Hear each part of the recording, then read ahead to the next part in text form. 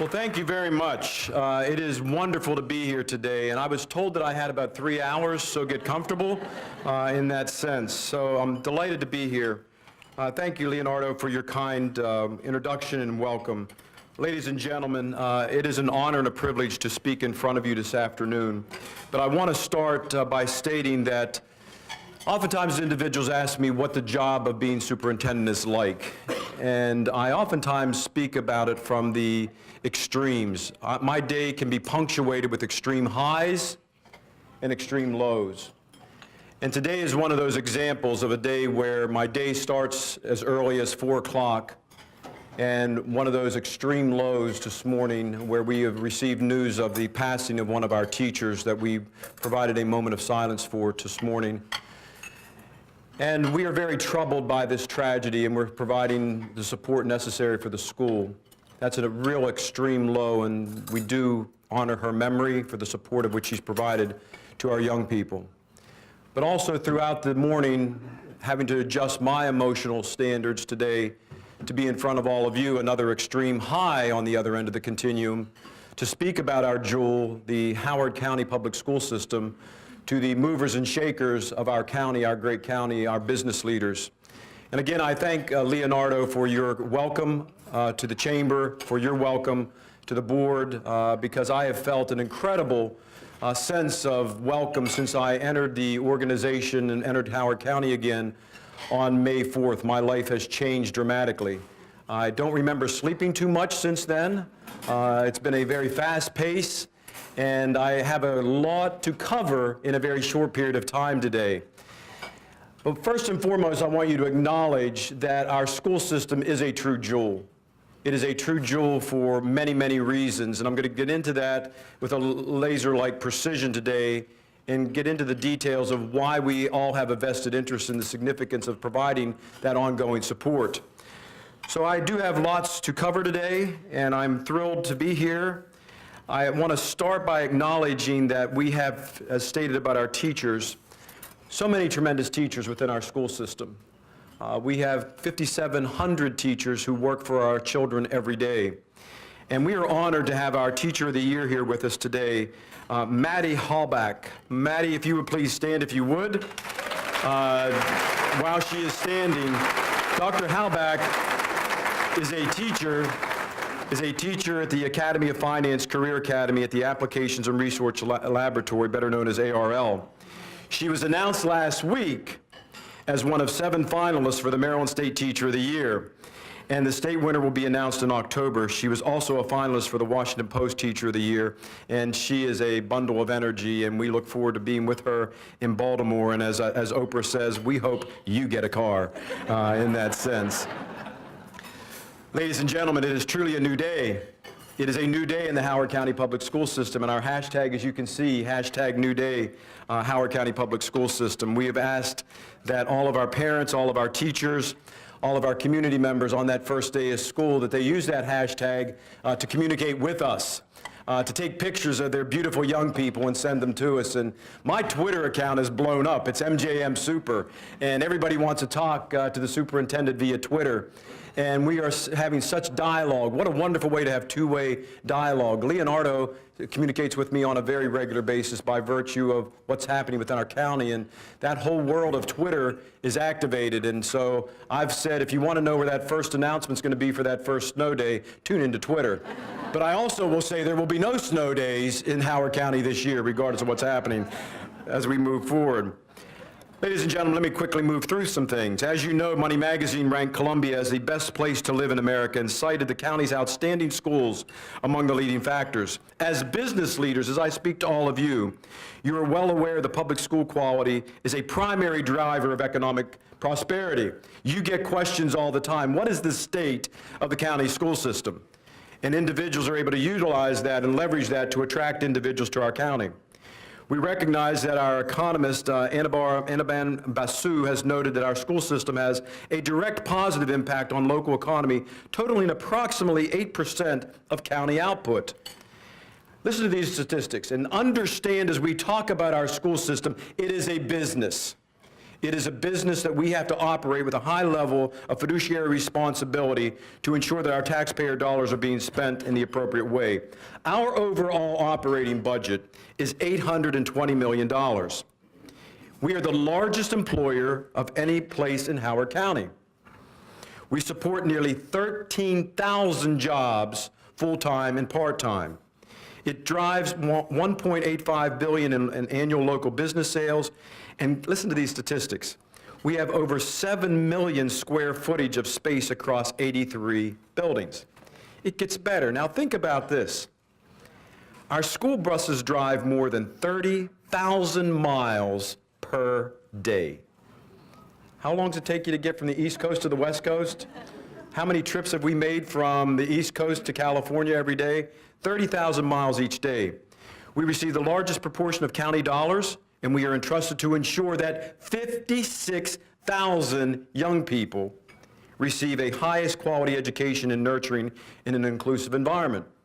And when individuals come up to me and say, Dr. Martirano, how many children do you have? I say 56,000. And let your mind wander on that for a moment. I am committed to making sure that we use our investment to high-level fidelity, that we recognize that we have a high-performing school district on many measures. But they don't always provide us with the complete overview of how things are going. But let me get into some of the details. SAT scores are one tool that we use to indicate student achievement in college and career readiness. Our SAT scores show that Howard County students are doing quite well. The average composite score for our class of 2016 was 1,647, nearly 100 points above the College Board college readiness benchmark of 1,550. So we can say we're doing okay, but we can do better. 82% have earned AP exam scores of a 3 or 5, and Howard County Public School System is the only Maryland school system to earn placement on the AP District Honor Roll. Howard County also continues to exceed state norms regarding the PARCC assessment. We're leading the way in many ways. One area of growth that we want to do better in is what I'm defining as, working with our president of Howard Community College, President Hetherington, is dual credit enrollment. We can do better. We need to make certain that we have AP as an offering, but we also want to make certain we can do better in terms of our dual credit offering by partnering further with our community college, because both of us agree that our statistics can place better in terms of that, and we also know that it's another way for young people to get a college experience while in high school. We want to explore middle colleges as opportunities, but we know we have room to improve. We are working to increase these offerings, and we're also looking at ways to provide digital learning opportunities. I'm looking forward to providing further ways of providing online, making certain that young people who want to provide the highest level of courses can have access through digital platform, what is defined as synchronous learning. And we're doing quite well regarding our graduation rate, but I want to galvanize you for a moment as I've talked to every graduation, with the exception of one during the spring. And at each one of those graduations, I said, ladies and gentlemen, our graduation rate is 93%. And all of you right now are tempted to applaud. And that's really good, because the national average is in the low 80%. And the goal for the nation is 90%. And we're saying we're at 93, and we can celebrate. But I say to you, and I'm going to say it again, 7% of our young people didn't make it. And now we've shifted that variable in terms of how we look at it. So when I say that the 7% didn't make it, do you know how many children that turned into for the class of 2016? Now let me make it more personal. 300 kids. 300 young people didn't make it. And we recognize that if a young person does not graduate from high school in the 21st century, 2017, 2018, they are destined for a life of challenges. They have a 60 to 90% chance of ending up in a detention center. Think about that. Increased level of teen pregnancy, drug use and abuse, any social woe that you can think of regarding graduation creates us a major concern in terms of dropping out. Now let me throw this out further, because I've been talking about this everywhere I go. As a nation, we spend approximately $35,000 a year to incarcerate an individual in prisons that are populated with individuals who are illiterate and who have dropped out of school, and where we use 9-year-old reading data to determine how many prisons we build down the road. $35,000 a year to incarcerate, but on average, I'm happy to report that for the first time in a long time, the educational average has gone up by $200. Average we're spending to educate a child, $10,800. It's gone up $200. Compare that to $35,000. Incarcerate, educate. Now, if we shifted that around, wouldn't that be a different dynamic? But I'm happy to report that in Howard County, ours is 14.8, and we receive the majority of our funding from our county based upon our wealth index. And I'm going to challenge our leaders across our state, based upon the work that I did in West Virginia, to examine that funding formula. Because in many ways, we think about the fact that our funds come from the local level, and that we have a very solid or basic funding formula in the state of Maryland that can always be reviewed. So recognizing where we are, what we need to do with those dollars, and how we spend those dollars is critical. And so as I talked about that $820 million business, that's a lot of money. And recognizing that when we think about it from a business point of view, if I were to ask all of you, how much of your dollars in terms of your areas do you spend on your personnel? 85% of that budget that I talked about is spent on our personnel. Do your quick math. Then you add in transportation, and you add in benefits, there is not much left when you think about the percentage to do the innovation that truly drives what I'm defining as where we want to be as Howard County, a premier school system. Not just an excellent school system or a good school system, but a premier school system. And I'm convinced that we can do that, but it's going to take a lot of collaboration to get us to that level. Now, I want you to understand the diversity of our school system, how our shifting demographics and the beautiful mosaic of which we have in our school system every day. 21% of our student body is Asian. 23% are African American. 10% are identify themselves as Hispanic or Latino. 39% are white. 6% identify as 2 or more races. And we represent over 100 countries in our school district, where 82 different languages are spoken. See, the beauty of our county is we embrace diversity. Why did I choose to make a decision to live here in the early 80s when my wife and I were making a decision where we wanted to raise our children? We heard about the Rouse concept, and we wanted to be a part of that. And I have 3 beautiful adult children who are so well-grounded as a result of their experiences of growing up in Howard County, who don't see those differences, who accept individuals for who they are, and see the beauty in a pluralistic society where we value each other. And so we truly understand that our children are more than data points. And I've been challenging our district, as I said about the 7%. I also want you to understand this, and if you don't walk away with too much today, I'm going to give you some homework, so pay attention. Understand that our free and reduced meals rate is 22%. Now, that means that 22% of our young people qualify for free and reduced meals. But again, there's a little misnomer in there. It's a self-reported data point. I can't force individuals to participate in free and reduced meals. So I suspect it's higher because many of our individuals are very proud. But also recognize that 10 years ago, you know what that rate was? 11%. It's 22% now. What's it going to be in 10 years? And how do we respond to that? I also need to tell you that I'm extremely concerned about individuals that are invisible in our community.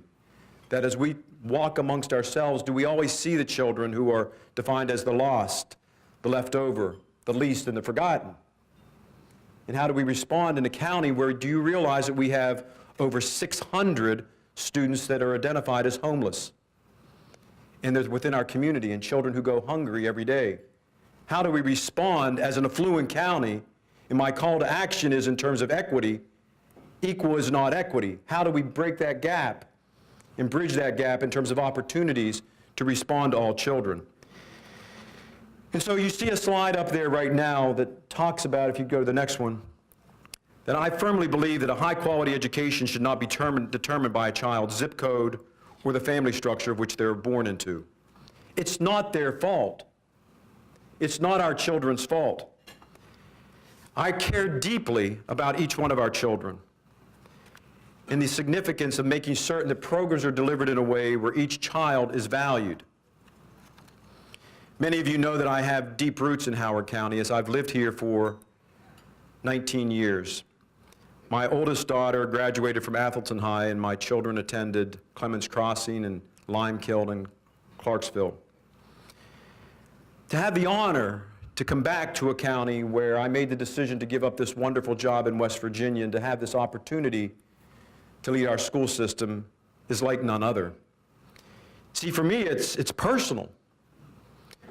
Now, I recognize the challenges of which we've experienced as a system over the last several years. And it's personal for me because this is a county that's given so much to me and my family, and I want to be a part of something where we make it right. And I want you to have that same belief, where our best days are yet to come, where there's so much hope and optimism, where, as I've stated in all the meetings that I had at the beginning of the year, ladies and gentlemen, if we can't get it right in Howard County, I mean, come on, where do you get it right? If we can't get it right in Howard County, where do we get it right? And so what I'm very pleased about is the sort of renewed sense of energy, the call to action for collaboration, working with our county leaders and our Board of County Council and our county executive and our delegation and our labor unions around the goal of achieving expectations for our children. And looking at things in different ways, such as looking at our CIP and having opportunity to effectuate change as soon as we arrived, to say that we want to replace the Talbot Springs Elementary School and not renovate it by using our dollars more judiciously. And that by accelerating our 13th high school by 2 years, with working with our county executive and county council members and Board of Education, how that will impact redistricting. Yes, I'm going to get to redistricting. And that how we have to tend, I hear the laughter, and how we have to tend to our political relationships. See, I don't have the luxury of sitting as the superintendent of schools, but the superintendent of children, to have poor relationships with our elected officials and community leaders. Because if there is a problem between the superintendent and any stakeholder group, that means that relationships start to fracture for kids. And so I was greatly chagrined to learn that we were having challenges in Annapolis where we were entitled to $9.6 million, and that money was not being allocated. And I'm happy to report that that dollars, through the work of our delegation and our governor and our county executive and others, has released those dollars, that $9.6 million that Howard County was entitled to. But that's predicated on good relationships. See, I'm a relationship guy, if you haven't figured it out. No, I'm not an introvert. I'm an extrovert. I'll talk to anybody and I'll close your party down. And if you're talking about my kids, I'll talk to you forever. Because that's what we do. It's a passion. It's a calling. It's about making a difference. And recognizing that we are doing so much right now to restore public confidence. You know, our board gave me clear marching orders when I came on board on May 4th. And the first marching order was, we need to heal as an organization and we need to continue to build public trust. At the same time, we want you to invigorate the instructional program and be more responsive. And on the 7th day, we want you to take care of world peace. And I said, can I do hunger as well? And they said yes. But I say that to say that we are not resting on our laurels. We've taken swift action to make certain that our staffing is where it needs to be with our class size, to ensure that paraeducators were restored to the budget to allow our media centers to be open. It's unconscionable when I found out that media centers across our county were being closed in the day due to lack of support.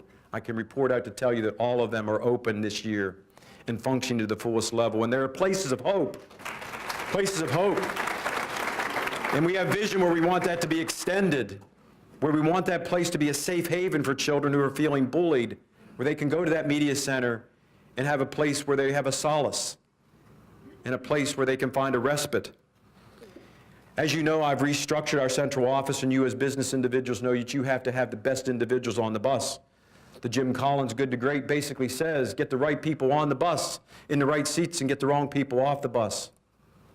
And with intentionality, I want you to meet this dynamic team that's in this room that has been hired under a vision of great expectations with a high IQ, a high EQ, an emotional quotient, to be responsive. In words on that organizational chart, talk about community engagement, responsiveness, parents' outreach, all to demonstrate our values as a system dedicated to people.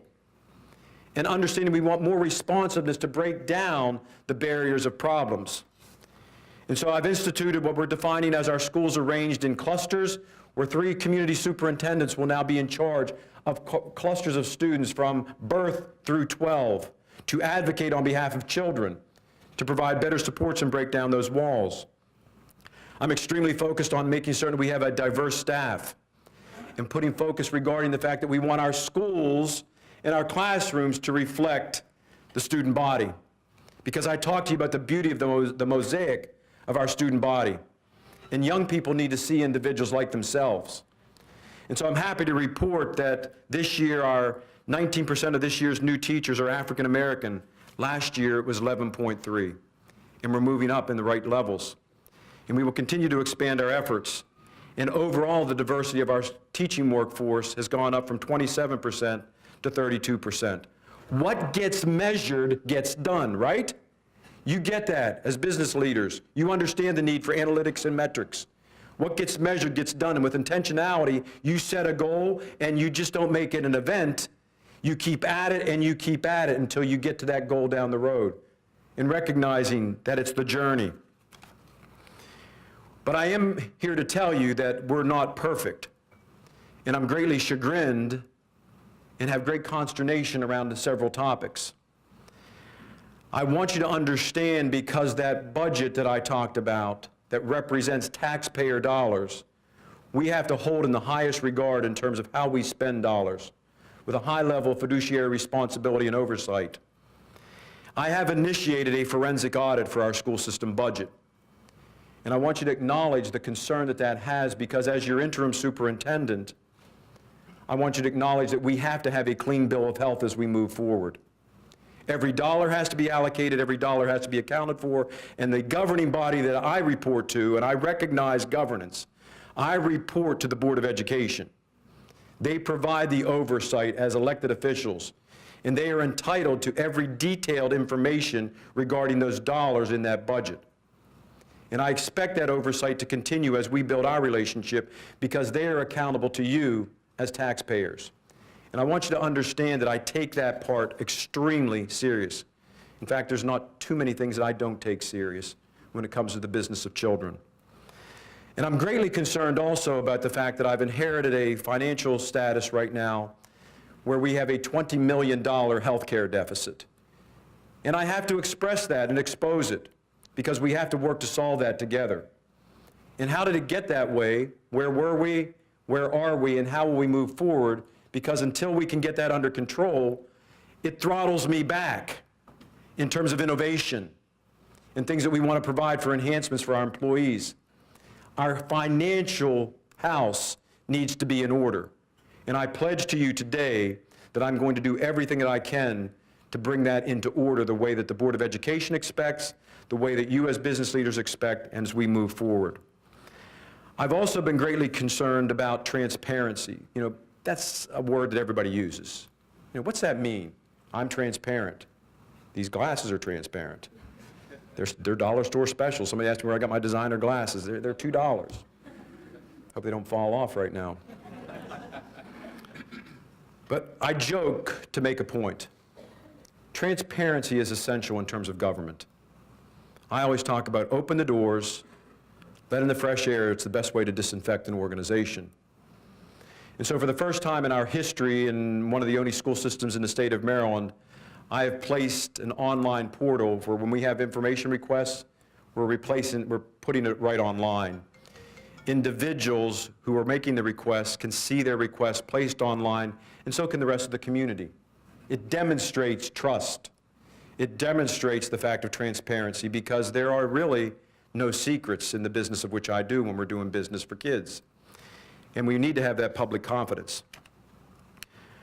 I also want you to recognize the significance of our partnership, but I also am greatly concerned right now with the overcrowding of our schools. I told you I'd get there. I wanted you to absorb the other pieces of information first. So we have this little thing, and I'm not joking when I say it, and I take it extremely serious, called redistricting. And we are in the throes of that right now. And I'm going to briefly talk about it because it's affecting all of you. Everyone is talking about it. But ladies and gentlemen, we have a policy in our school district that's been endorsed by all of our elected officials, our Board of Education members, I should say, called Policy 6010. And there's one line in there that talks about target utilization. It says that our school should have a capacity of 90 to 110%. And that's where we should be with our enrollment, in terms of our occupancy. But when we arrived to working together, we quickly discovered that 33 schools are outside of that level of occupancy, of optimal, of targeted area, out of 76 schools. Actually 73 when you take out Cedar Lane and ARL and Homewood. So we've got a problem, and it's creating concerns, as you all know, with a variety of other functions that occur within government. So we initiated a comprehensive redistricting, as you well know, and it's created a lot of conversation within our community. And we recognize, as I've stated, I hear individuals' concerns and I see the concerns based upon that. There is a process for addressing it, but at the same time, we need to do something about it. Last week, I introduced our capital improvement plan, our budget for that, also with the cooperation of our County Executive Board of Education and County Council to accelerate the new high school by 2 years. That could have significant bearing in terms of the recommendation of which I make the board on October 3rd. We need to do this in a very clear way where we're not hurting children and communities, but also recognizing that if we continue to have schools that are under capacity and over capacity, it's hurting the aspects of our growth and economic development. At the same time, it's creating concern for me as a superintendent where we are creating challenges and unsafe conditions in schools when they're overcrowded and having so many relocatables and portables and schools that are under capacity. And how do we do that? And I've also introduced some concepts that I want this community to start having conversation about, which there are different ways to do this aside from just redistricting. And so I'm introducing things in the midst of all this, and I decided to do this to our board the other night by introducing concepts such as an area where we can improve on in our county is in the area of CTE. So I'm introducing a vision of a middle school, high school career development center, where that we would have children move from their neighborhood school and bus to a school where we can further have robust offerings regarding career development. So for example, if that were 1,000 seats, and we're moving children across the district into that at a higher level of velocity and intensity, that begins to take capacity issues and alleviates capacity concerns. I've also want to introduce a dialogue at the elementary level around the same concept, putting regional programs, and I'm introducing it at the level of languages. 3 regional language programs where children would move. But that could be STEM, that could be performing arts, and that could be languages. Ways of which other states across America are addressing accelerated levels of growth. Our one-trick pony is redistricting, and it creates great consternation for community. I remember going through it as a parent and advocating as a parent to say, don't do this, and what it was going to cause for my children. But I think we're at a time with the growth of our county, and we are one of the fastest growing counties in the state, that we need to look at this with innovation and ways of doing it in a different way. And I'm beginning that conversation, but right now, we have to stabilize by the redistricting process. And again, I'm extremely pleased with the cooperation we're receiving from our elected officials and our AAC committee members who have done great work amidst great consternation of being criticized on social media. That social media is alive and well in Howard County. I'm introducing a very robust strategic plan, and I am a teacher first and foremost, and on your desk, on your table, on your desk I should say, on your table, never take the teacher out of me. You have a handout, and you've all referred to it now. I'm going to ask you to put it down and read it after the presentation, but I'm asking you to do one simple thing. As you leave here today, there will be a lot of thoughts in your head. I want you to share that in your offices. It talks about leading with equity. It talks about that equal is not equity. It talks about how we're using words such as value each other, focusing on achievement, but not just the sole metrics of test data to define the quality of a child, where we're implementing social emotional intelligences, and we're moving away from punishment and implementing restorative practices, where we value diversity, and that we want to connect and empower our entire community around the betterment of children. And when we go into our school and we see this beautiful tapestry and mosaic of children, that we value and honor the differences, and that we see the benefits to each other. And I ask, don't just tolerate me. We talk about tolerance. Don't just tolerate me. I want you to accept me. And that's how I want our children to feel in our schools. You know, and what is it, ladies and gentlemen, that happens? See, I read often many, many different books, and I've got several going right now. And, you know, prejudice and bias, it's a learned behavior. You know, let's look to our babies to kind of figure it all out. What happens in that sandbox where children get along? Children learn it somewhere, right? They learn that prejudice and bias. And where can we make that better is in our classrooms. Where this school year, we started off our school year with getting to know our students before we got to the instruction. Every classroom started with an engagement activity to know the learner, to celebrate the beautiful diversity in our schools. And I am so proud about that work. How do we take care of our children? I'm proud about the fact that we've accelerated with our partnership with Horizon, our partnership to accelerate salad bars at all of our elementary schools, to have healthy meals. We can do better. We can do better. How do we work together to make certain that we have backpacks for food on weekends to take care of those children that I talked about as invisible, who are homeless, who have that 22% free and reduced meals rate? And how do we respond to the 21st century learner? So in business, you know, if I were to poll all of you, you would say to me, what are those skills that we want that educational system to have? I mean, you're looking for individuals that are certified and qualified, individuals who show up every day with attendance, individuals that are drug-free. But you also want to acknowledge that you have critical thinking and problem solving, who are collaborative across networks and leading by influence, who are agile and adaptable, who are taking initiative and being entrepreneurs, who have effective oral and written communication skills, right?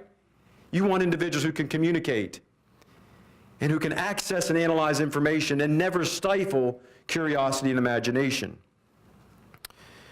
So we are moving forward in a very robust manner this year, implementing programs to ensure that children are safe, anti-bullying programs, and I will not tolerate individuals being bullied in our schools. I just won't tolerate it. You know, it's bad enough when adults bully each other. You have to work that out on your own. But when kids are hurting each other in school, how do we respond? And I have pledged to work with Christine McComas, as you recognize, at a tragic event that occurred with the passing of her daughter several years ago, and she and I have partnered to do a public service announcement to eradicate bullying and the impacts that it can have on children. And we will make certain that you get copies of that, because we've got to do better. We've got to make certain that when we talk about choosing civility, that we are truly doing it to the highest level of fidelity, and that our children know that we are. I'm also greatly concerned about the fact that we need to eradicate the hate in general. I will not tolerate hate in our schools. I will not tolerate actions that put children outside of our schools. Our board has taken some very public stances regarding anti-hate based upon the incident that occurred in Charlottesville, and working with our elected officials to ensure that the recent plan to cancel the Deferred Action for Childhood Action Arrivals, better known as DACA, that we make certain that our schools in Howard County are safe havens for our children. And how do children feel when they're feeling threatened by the fact that they may be removed from schools? It's not the child's fault. So we've got to protect our children. And as I say to my kids, don't hurt my kids. I'll fight you. don't hurt my kids, because they're counting on us. Our kids are counting on leaders who truly believe in the fact that they're going to provide that opportunity to be their voice. Because, see, you know, all of you know this. We're a democracy. And we get the ability to vote. But our children can't vote. They're the only constituency that doesn't have a voice. And they're counting on adults who can provide that voice to them. And you know something? Our kids are smart. They're smart. They're looking at us. They watch our behaviors every day. And they know whether you're real or not. They know whether you care about them. And they're looking at us to protect them. So as I've challenged every staff member in the Howard County Public School System this year, you know, what are you going to do to protect our kids? Whose hero are you going to be this year? Every classroom is reinvigorated with the sense of, why did we go into this profession? See, I went into this profession not as a fallback, but I just wanted to be a teacher. I wanted to effectuate change and make a difference by helping kids because, see, I was one of those kids. I was one of those kids that didn't have everything given to me. And without adults in my life, where would I be today? And it's unconscionable we would think about squelching a dream for a child. And so I need your help. I stand up here with my arms open. I need your help. I need your help to extend this message to our community, to ensure that this jewel, the Howard County Public School System, is enhanced to the highest level. I need you to reinvigorate your community groups and your businesses and say, how can you help us provide those internships and use your influence to help me work with, you know, the power brokers to provide the fact that we get every resource that Howard County deserves, and providing that input to help guide me in terms of decision making and the significance of what that means, because, you know, we can't let the business of education just to chance. We can't let it to chance. It's got to be with intentionality and with a vision, and you get it. You're business leaders. Great leaders focus on establishing a solid vision. They focus on the processes of leadership every day that ensure the product and wrap that around with relationships. So I ask you, how can you help and what can you do to provide support?